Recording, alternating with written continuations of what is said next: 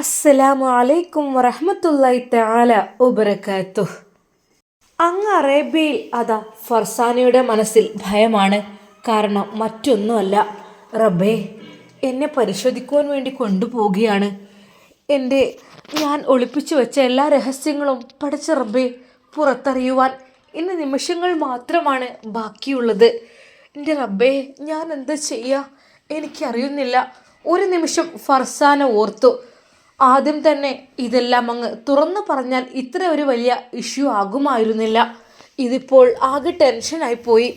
ഇത്രയും ദിവസം പറയാതെ ഞാൻ പറ്റിച്ചു നിൽക്കുകയാണ് എന്ന് ഒരു പക്ഷേ ബീവി മനസ്സിലാക്കും. തന്നെക്കുറിച്ച് അവൾ വഞ്ചകിയാണ്, ചതിയത്തിയാണ് എന്നൊക്കെ വിലയിരുത്തും. പിന്നെ റബ്ബേ, എൻ്റെ വീട്ടിലേക്ക് ഞാനിപ്പോൾ തുടരെയായിട്ട് നല്ലൊരു സംഖ്യ ക്യാഷ് അയക്കുന്നുണ്ട്, അവരും ഹാപ്പിയാണ്. പക്ഷേ എൻ്റെ ഈ ഒരു അവസ്ഥ അവരറിഞ്ഞാലും പ്രശ്നം, ഇവരറിഞ്ഞാലും പ്രശ്നം. പക്ഷേ എനിക്കെൻ്റെ കുഞ്ഞിനെ കൊല്ലാനാവുന്നില്ല, എനിക്കതിന് കഴിയില്ല. എന്ത് ചെയ്യാൻ? അങ്ങനെ അങ്ങ് തോന്നിപ്പോയി. എനിക്ക് കഴിയുന്നില്ല. ശരിയാണ്, തെറ്റ് ചെയ്തവളാണ് ഞാൻ, അതൊക്കെ ഓക്കെ തന്നെയാണ്. പക്ഷേ എനിക്കിതിനെ കൊല്ലാൻ ഞാൻ സമ്മതിക്കില്ല ആരെയും. ഈ കുട്ടിയുടെ സ്വന്തം പിതാവ് തന്നെ കുഞ്ഞിനെ കൊല്ലാൻ വേണ്ടിയിട്ട് ഒരുപാട് ശ്രമിച്ചു. പക്ഷേ അതിൽ നിന്നെല്ലാം ഞാൻ രക്ഷപ്പെട്ട് ഇവിടെ എത്തി. എന്താണെന്നറിയില്ല, ഈ കുഞ്ഞിനെ എനിക്ക് ഒഴിവാക്കാനേ തോന്നുന്നില്ല. അതെ, എല്ലാവരും ചെയ്യുന്ന പ്രവൃത്തിയായിരിക്കും. തെറ്റായ മാർഗത്തിൽ ഒരു കുഞ്ഞിനെ ഗർഭം ചുമന്ന് കഴിഞ്ഞാൽ അത് എന്തൊക്കെയോ വഴികളുണ്ടായിരിക്കും. പക്ഷേ എനിക്കതൊന്നും പറഞ്ഞിട്ട് കാര്യമില്ല. ഈ കുഞ്ഞിനെ എനിക്ക് അത്രയ്ക്കും ഇഷ്ടമാണ്, എൻ്റെ ജീവനാണ്. ഈ കുഞ്ഞില്ലെങ്കിൽ എനിക്കൊരു ജീവിതം വേണ്ട. ഫർസാനയുടെ മനസ്സിൽ അങ്ങനെയായിരുന്നു.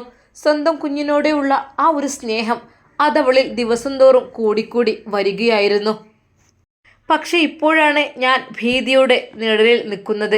കാരണം ഹോസ്പിറ്റലിൽ പോവാണ്, ഡോക്ടർ എന്നെ കാണും, എന്നെ പരിശോധിക്കും, ടെസ്റ്റ് ചെയ്യും. എല്ലാം കഴിയുമ്പോൾ തെളിയും. ആഹാ, 3 മാസമായിട്ടില്ലല്ലോ, ഇത് അറിഞ്ഞിട്ടില്ലായിരുന്നോ എന്ന് ഡോക്ടറുടെ ആ ഒരു ചോദ്യം വരുമ്പോൾ ശരിക്കും ജെയ്ത്തൂൻ ബേബി ഞെട്ടിപ്പോവും. അല്ല, 3 മാസമോ? കല്യാണം കഴിഞ്ഞിട്ട് തന്നെ ആകെ 1.5 മാസം അങ്ങനെ എന്താ ആയിട്ടുള്ളൂ. അപ്പോഴേക്കും ഇതെന്തപ്പോൾ സംഭവം? എന്തൊക്കെ തന്നെയായാലും ഒരു പക്ഷേ അറബിയെയും തെറ്റിദ്ധരിക്കുവാനും അത് കാരണമാകും. അതുമാത്രവുമല്ല, മസറയിലായിരുന്നത്ര അല്ലോ ഞാൻ അത്രയും ദിവസം താമസിച്ചിരുന്നത്. അവിടെ നിന്ന് എന്തെങ്കിലും സംഭവിച്ചോ? അതും സംശയത്തിനെ ഉളവാക്കും. റബ്ബേ, ഞാൻ തെറ്റ് ചെയ്ത പെണ്ണാണ്, പാപിയാണ്, ദോഷിയാണല്ല. എങ്കിലും ഞാൻ നിന്നോട് കേണപേക്ഷിക്കുന്നു റബ്ബേ. ഞാൻ എൻ്റെ തെറ്റുകളൊക്കെ നിന്നോട് കരഞ്ഞ് പറഞ്ഞ് നിന്നോട് പൊറുക്കെല്ലാം തേടുന്നുണ്ടല്ല. ദിവസവും ഞാൻ ഹിദായത്ത് നഷ്ടപ്പെടുത്തി പോയതാണ്. അതും മറ്റൊരു അമുസ്ലിം സഹോദരൻ്റെ കൂടെ പോയി തെറ്റുകളൊക്കെ ചെയ്ത് ജീവിച്ചതാണ്. റബ്ബേ, പുറത്തു തരണം. അറിവില്ലായ്മ കൊണ്ട് അപ്പോഴത്തെ ആവേശത്തിന് ചെയ്തു പോയതാണ്. റബ്ബേ, എൻ്റെ പോലത്തെ ഗതി ഒരു പെൺകുട്ടിക്കും വരാതിരിക്കട്ടെ, ആർക്കും ഈ ഒരു ബുദ്ധി തോന്നാതിരിക്കട്ടെ. പഠിച്ചോനെ, എന്നെ നീ രക്ഷിക്കണം. എനിക്ക് നീ അല്ലാതെ ആരുമില്ലല്ല. എൻ്റെ സങ്കടങ്ങളും വിഷമങ്ങളും പറയാൻ നീ അല്ലാതെ എനിക്ക് ആരുമില്ല. ഞാൻ നിന്നോട് പറഞ്ഞാൽ നീ അത് കേൾക്കും എന്നെനിക്ക് ഉറപ്പുണ്ട്. എൻ്റെ ആ ഒരു അവസ്ഥയിൽ നിന്ന് ഈ ഒരു അവസ്ഥയിലേക്ക് എത്തിച്ചത് നീയാണ്. ഞാനാകെ പേടിച്ച് ജീവിക്കുമായിരുന്നു അവിടെ കേരളത്തിൽ. ഇപ്പോൾ അൽഹംദുലില്ലാ റാഹത്തോടു കൂടെ പേടിയില്ലാത്തൊരു ജീവിതം എനിക്കുണ്ട്. പക്ഷേ ഈ ഒരു കാര്യത്തിൽ അല്ലാ, നീ എന്തെങ്കിലും ഒരു കാര്യം എനിക്ക് ശരിയാക്കി തരണമല്ല. അല്ലെങ്കിൽ ഒരിക്കലും അറിയാൻ പാടില്ല ബീവി. അറിഞ്ഞാൽ അവർ വിഷമിക്കും. വിഷമിച്ച് കഴിഞ്ഞാൽ പാവാണ് അവർ. അത്രക്കും സ്നേഹമുള്ള ഒരു ജ്യേഷ്ഠത്തെ പോലെയാണ് അവരെന്നോട് പെരുമാറുന്നത്. റബ്ബേ, ആ ഒരു സ്നേഹം ഇല്ലാതാക്കല്ലേ. ആ മനസ്സ് ഒരിക്കലും വിഷമിപ്പിക്കാൻ ഞാൻ ഉദ്ദേശിക്കുന്നില്ല അല്ലാ. അവരിപ്പോൾ ഹാപ്പിയിലാണ്. ആ ഹാപ്പിയിൽ തന്നെ അവർ തുടരട്ടെ. സൈഫ് വന്നാൽ എന്തെങ്കിലും ഒരു ഒഴിവ് പറഞ്ഞ് അതൊന്ന്. ആ ദിവസം വാതിൽ തുറന്ന് അതാ ഫർസാന അവിടെ നിൽക്കുന്നു. അറബി വരുന്നതും കാത്തുകൊണ്ടാണ്. പതിവ് പോലെ അറബി എത്തി ജെയ്ത്തൂൻ ബീവിയുടെ റൂമിലെത്തി കിന്നാരങ്ങളും വിശേഷങ്ങളും പറഞ്ഞിരുന്നു. എന്നും പതിവ് പോലെ തന്നെ ഉള്ളതുപോലെ അതാ ജെയ്ത്തൂൻ ബീവി. അല്ല സൈഫ്, എന്താ എന്നോട് സംസാരിച്ചിട്ട് കൊതി തീർന്നില്ലേ ഇതുവരെ? ദാ എനിക്ക് അവിടെ ഒരാൾ കാത്തിരിക്കുന്നുണ്ടാവും കേട്ടോ. പിന്നെ ഞാൻ ഒരു കാര്യം പറയട്ടെ എൻ്റെ സൈഫിനോട്. എന്താ പെണ്ണേ? അതെ, ഇനി മുതൽ കൂടുതൽ ദിവസം ഫർസാനയോടൊപ്പം കഴിയണം. അതായത് അവൾക്ക് എന്തൊക്കെയോ വിശേഷങ്ങളും കാര്യങ്ങളൊക്കെ ഉണ്ടാവുകയാണല്ലോ. അതുകൊണ്ട് തന്നെ എന്തായാലും ഓക്കെ അല്ലേ? തൻ്റെ ബീവിയുടെ ആ ഒരു സന്തോഷം നിലനിൽക്കട്ടെ എന്ന് കരുതിയിട്ട് പെട്ടെന്ന് തന്നെ അതാ അറബി അവിടെ നിന്ന് എഴുന്നേൽക്കുന്നു. എൻ്റെ ബീവി, ഓക്കെ ഓക്കെ, ഞാൻ പോകട്ടെ. അങ്ങനെ അത് പെട്ടെന്ന് തന്നെ സെയ്ഫ് ഫർസാനയുടെ അരികിലേക്ക് എത്തുന്നു. സാധാരണ രീതിയിൽ അവൾ പുറത്തൊന്നും കാണാറേ ഇല്ല. സാധാരണ ജെയ്ത്തുൻ ബീവിയെ പറ്റിക്കുവാൻ വേണ്ടി അവർക്കൊരുക്കിയ റൂമിലേക്ക് അറബി പ്രവേശിക്കുകയായിരിക്കും. പക്ഷേ ഇന്ന് അതിന് തൊട്ടപ്പുറത്തുള്ള റൂമിലെ വാതിൽക്കൽ തന്നെ ഫർസാന നിൽക്കുന്നത് കണ്ട് അറബിക്ക് എന്തോ ഒരു ഡൗട്ട് തോന്നുന്നു. ഫർസാന, അർബ, എനിക്കൊരു അപേക്ഷയുണ്ട്. എന്താ, പറഞ്ഞോളൂ. അത് ഹോസ്പിറ്റലിൽ പോകുന്ന സമയത്ത് ബീവി എല്ലാം അറിയും. എല്ലാം അറിഞ്ഞാൽ ഞാൻ 3 മാസം ഗർഭിണിയാണെന്നുള്ള കാര്യം അറിഞ്ഞു കഴിഞ്ഞാൽ അവരെന്തൊക്കെ തന്നെയാലും സംശയിക്കും, വിഷമിക്കും. ഇതൊരിക്കലും അറബിയുടെ കുട്ടിയല്ല, അല്ലെങ്കിൽ അറബി ഞാനുമായി നിക്കാഹിന് മുമ്പ് വല്ല ബന്ധമുണ്ട് എന്നൊക്കെ അവരുടെ മനസ്സിലേക്ക് വരാൻ ചാൻസ് ഉണ്ട്. അതുകൊണ്ട് എന്ത് ചെയ്യും അറബി? നിങ്ങൾ എന്തെങ്കിലും ഒരു വഴി എനിക്ക് കണ്ടുപിടിച്ച് തരുമോ? ഫർസാന, വിഷമിക്കണ്ട, അതിനൊക്കെ ഒരു പരിഹാരം പടച്ച റബ്ബ് തരും. കാരണം ഒരാളെയും നമ്മൾ വിഷമിപ്പിക്കാനെന്നല്ലല്ലോ, അവർക്ക് സന്തോഷം നൽകാനല്ലേ. അത് സാരമില്ല, ഞാൻ എന്തെങ്കിലുമൊക്കെ അഡ്ജസ്റ്റ്മെൻറ്റ് ചെയ്ത് നോക്കിക്കോളാം. അറബി അവിടെ നിന്ന് അപ്പോൾ തന്നെ ഇറങ്ങി അവർക്ക് വേണ്ടി ഒരുക്കിയ റൂമിലേക്ക് കയറി നേരെ ഫോൺ എടുത്തു. തൻ്റെ പ്രിയപ്പെട്ട കൂട്ടുകാരനായ ഒരു ഡോക്ടർ, അദ്ദേഹം ഗൈനക്കോളജിസ്റ്റ് ഒന്നല്ല എങ്കിലും അദ്ദേഹത്തിൻ്റെ ഭാര്യ അതിൻ്റെ ഡോക്ടറാണ്. നേരെ ഡോക്ടർക്ക് വിളിച്ച് വിശേഷങ്ങളെല്ലാം ചോദിച്ചു. യാ സെയ്ഫ്, എത്രയായി കണ്ടിട്ട്? ഒരുപാടായല്ലോ, എന്തു പറ്റി? അദ്ദേഹം ഒരു കാർഡിയോളജിസ്റ്റ് ആയിരുന്നു. എന്തെങ്കിലും പ്രോബ്ലം? നോ പ്രോബ്ലം, പ്രോബ്ലം എനിക്കല്ല. അറബി അതാ അറബിയുടെ കാര്യങ്ങളെല്ലാം പറയുന്നു. മക്കളില്ലാത്തതും. അതെനിക്കറിയാം.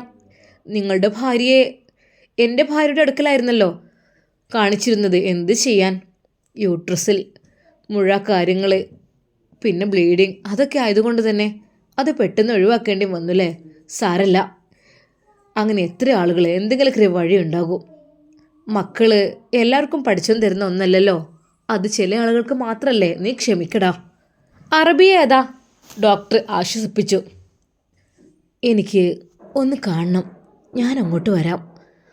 Okay okay, welcome welcome. ഒന്ന് കാണുകയും ചെയ്യത്, എനിക്ക് കുറച്ച് സംസാരിക്കാനുണ്ട്.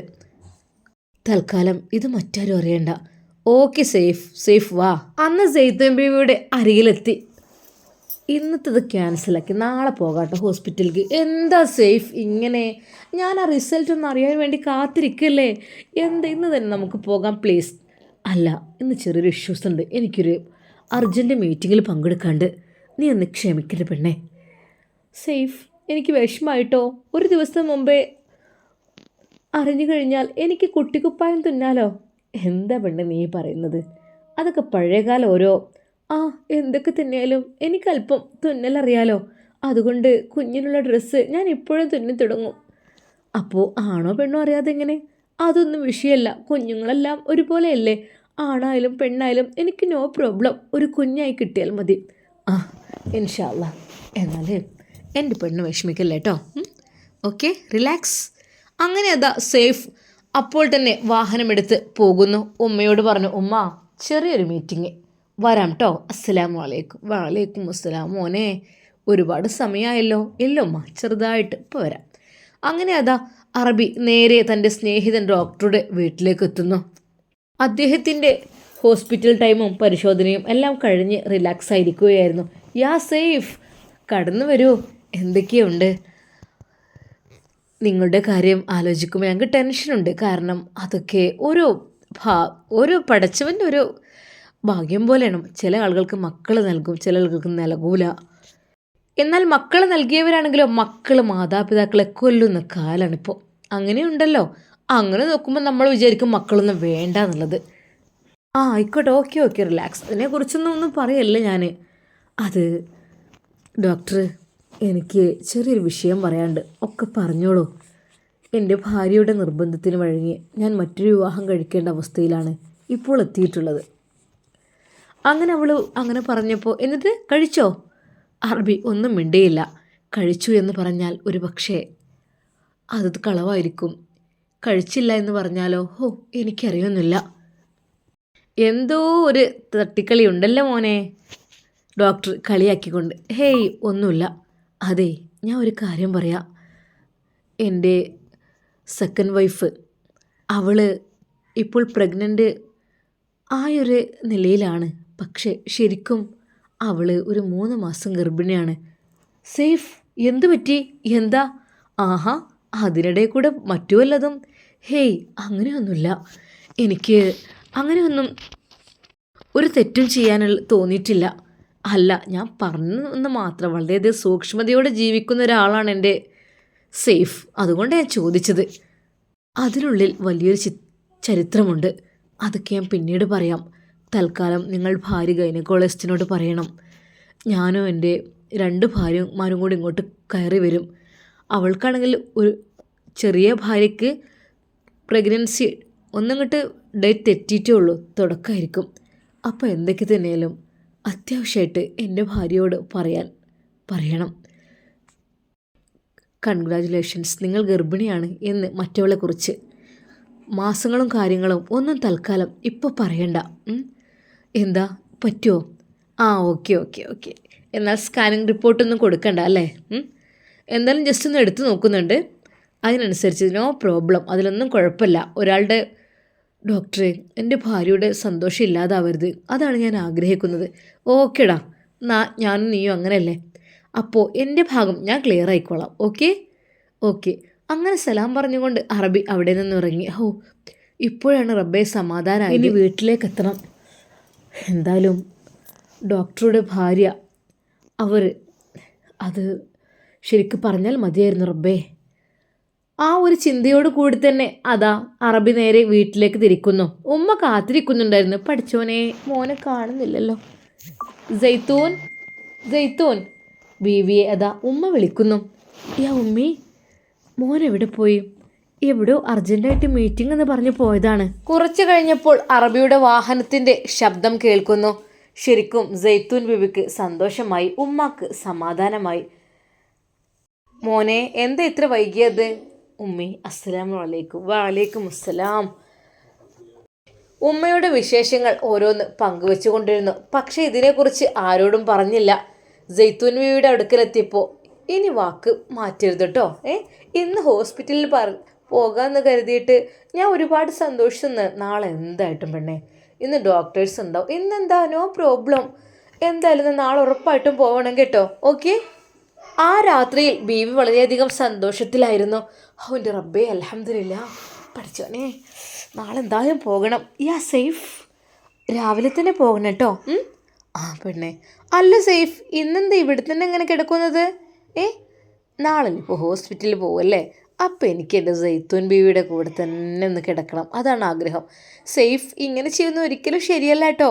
ഞാൻ പലവട്ടം പറഞ്ഞിട്ടുണ്ട്.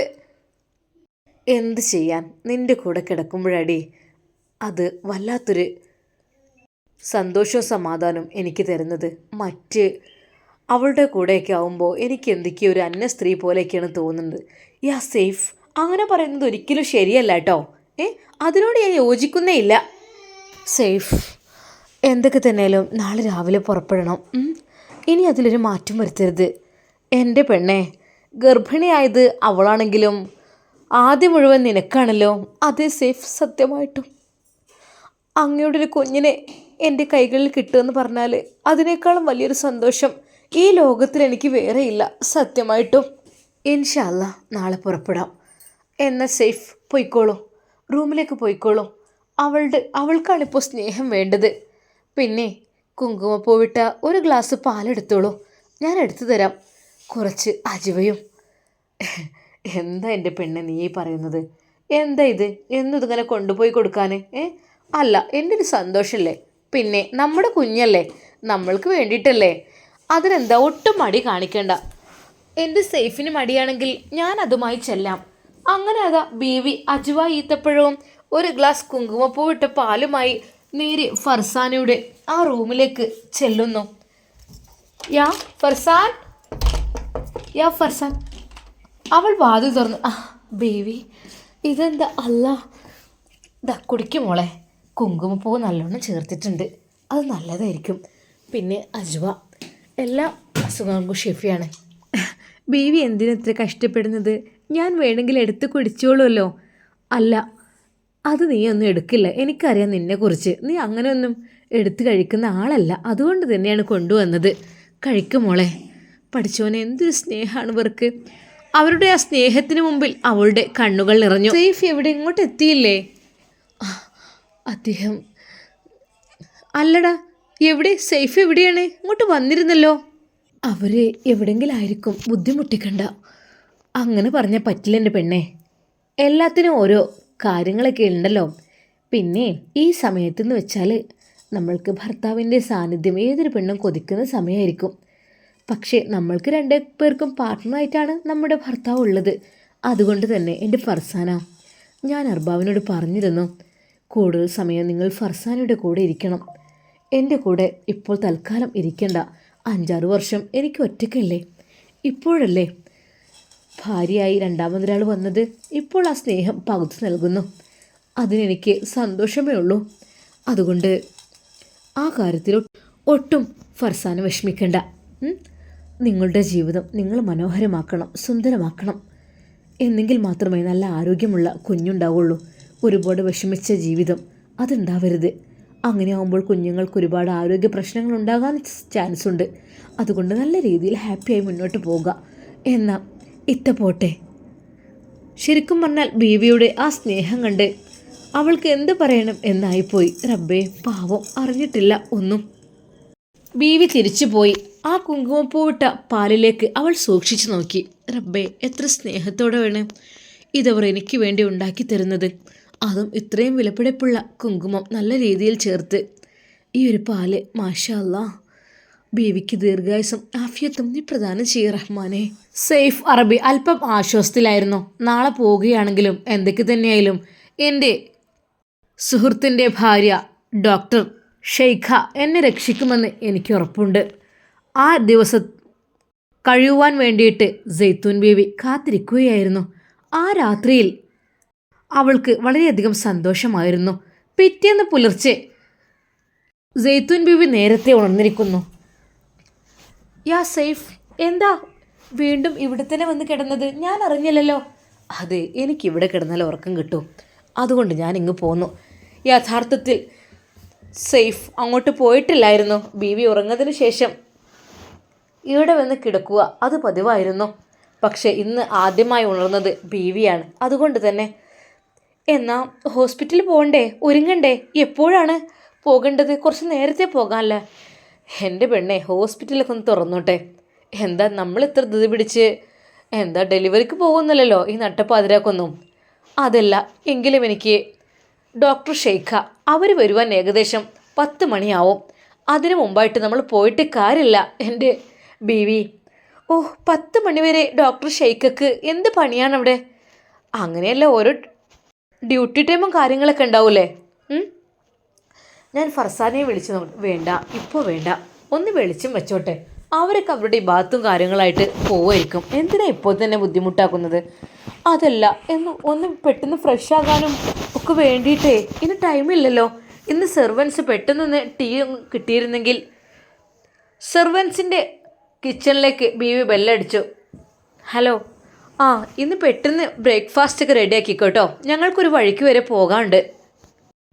അവർ പുലർച്ചെയുള്ള ആ ഒരു ഫുഡ് കൊണ്ടുവന്ന് പിന്നീട് ബ്രേക്ക്ഫാസ്റ്റ് ഉണ്ടാക്കുന്ന തിരക്കിലായിരുന്നു. അങ്ങനെ സമയമായപ്പോൾ അവരെല്ലാവരും ഫുഡ് കഴിച്ചു. ശരിക്കും ഫർസാനയും ബീവിയും അണിഞ്ഞൊരുങ്ങി ഇറങ്ങി. അവർ രണ്ടുപേരും ഒരുമിച്ച് പർദ്ദയും ഹിജാബും ഇട്ട് ധരിച്ച് നടക്കുമ്പോൾ ശരിക്കും അറബിയുടെ 2 ഭാര്യമാരാണെന്ന് എല്ലാവരും പറയൂ. അങ്ങനെ അതാ ഉമ്മയോട് സമ്മതം ചോദിക്കുന്നു. യാ ഉമ്മി, ഹോസ്പിറ്റലിൽ പോയിട്ട് വരാൻ കേട്ടോ. ഫർസാനയും അവരോട് സലാം പറഞ്ഞു. അങ്ങനെ അവർ 3 പേരും അതാ ഹോസ്പിറ്റലിലേക്ക് യാത്രയാകുവാൻ വേണ്ടി കാറിൽ കയറുന്നു. പെട്ടെന്ന് അതാ ബീവി ബാക്കിലെ സീറ്റിൽ വന്നിരുന്നപ്പോൾ അതിന് തൊട്ടടുത്തായിട്ട് ഫർസാനയും വന്നിരുന്നു. യാ ഫർസാൻ, പ്ലീസ്, ഇനി വല്ലാതൊന്നും ഇളകാനൊന്നും പറ്റില്ല, നീ ഫ്രണ്ടിൽ കയറും മോളെ. ഞാൻ എന്നും ഇപ്പോൾ ഇതിങ്ങനെ പറഞ്ഞു തരണം. നീ എന്തതിൻ്റെ ഭർത്താവല്ലേ, നിനക്ക് എന്താ മടി? ഫ്രണ്ടിൽ കയറ്, ഞാനിവിടെ ഇരിക്കാം. അപ്പോൾ അത് കേട്ട് ഫർസാന പറഞ്ഞു, വേണ്ട, എനിക്ക് ബാക്കിലാണ് ഇഷ്ടം, ഞാനിവിടെ ഇരുന്നോളാം. അറബിയും പറഞ്ഞു, അവൾക്ക് ഇഷ്ടമുള്ളിടത്ത് അവൾ ഇരിക്കട്ടെ, അതായിരിക്കും നല്ലത്. ഓരോരുത്തർക്ക് ഓരോ സ്ഥലം കംഫർട്ടായിരിക്കുമല്ലോ, അതുകൊണ്ട്. അങ്ങനെ അതാ അവർ 3 പേരും യാത്ര ചെയ്യുന്നു. ഫർസാന കാറിൻ്റെ ബാക്കിലെ സീറ്റിൽ തന്നെയായിരുന്നു ഇരുന്നിരുന്നത്. ശരിക്കും അറബി പറഞ്ഞു, എനിക്കിപ്പോൾ ഒരു ഭാര്യയും ഇല്ലാത്ത രീതിയിലാണല്ലോ. അറബിയുടെ ആ ഒരു തമാശ ശരിക്കും സൈത്തൂൻ ബീവിയുടെ മനസ്സിലത് കൊണ്ടു. സേഫ്, ക്ഷമിക്കണം, അവളുടെ ബുദ്ധിമുട്ട് കൊണ്ട് അവൾ ഇവിടെ ഇരിക്കുകയാണെങ്കിൽ ഇരിക്കട്ടെ, അവളുടെ കൂടെ ഞാനും തൽക്കാലം എൻ്റെ സേഫ്, ക്ഷമിക്കണം. അങ്ങനെ അതാ അവർ ഹോസ്പിറ്റലിലേക്ക് യാത്ര പോകുന്നു. ബീവിക്ക് നല്ല കെയറായിരുന്നു അവളെ, നല്ല രീതിയിൽ അവളെ ഓരോന്ന് പറഞ്ഞ് സമാധാനിപ്പിക്കുകയായിരുന്നു. അതെ, അവിടെ എത്തിയാൽ ചിലപ്പോൾ പരിശോധന കാര്യങ്ങളൊക്കെ ഉണ്ടാകും, അതുകൊണ്ടൊന്നും വിഷമിക്കേണ്ട ഒരു ആവശ്യമില്ല. അതൊക്കെ ഉണ്ടാകും. ഞാനും മോളെ കുറേ അനുഭവിച്ചതാണ്. പ്രഗ്നൻ്റ് ആയിട്ടില്ല എന്നേ ഉള്ളൂ. ഒരുപാട് ആലോചിക്കാൻ കഴിയുന്നില്ല. നിനക്ക് അങ്ങനെയൊന്നും ഉണ്ടാവില്ല കേട്ടോ. ജസ്റ്റ് അവിടെ നിന്ന് വയറുമ്മലൊക്കെ നോക്കുകയുള്ളൂ. വേറെ ഒരു പേടിയും പേടിക്കണ്ട കേട്ടോ. മോള് നല്ല രീതിയിൽ സമാധാനിപ്പിച്ചുകൊണ്ടാണ് അതാ ഫർസാനയെ അറബിച്ച് കൊണ്ടുപോകുന്നത്. അങ്ങനെ അവർ ഇതാ ഹോസ്പിറ്റലിൽ എത്തുന്നു. അത്യാവശ്യം തിരക്കുണ്ട് ഡോക്ടർ ഷെയ്ഖക്ക്.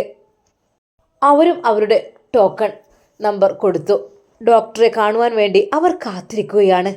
ഇൻഷാ അല്ലാഹ് നമുക്കിതിൻ്റെ ബാക്കി ഭാഗം നാളെ കാണാം. അതുവരേക്കും എല്ലാവർക്കും അസ്സലാമു അലൈക്കും വറഹ്മത്തുള്ളാഹി.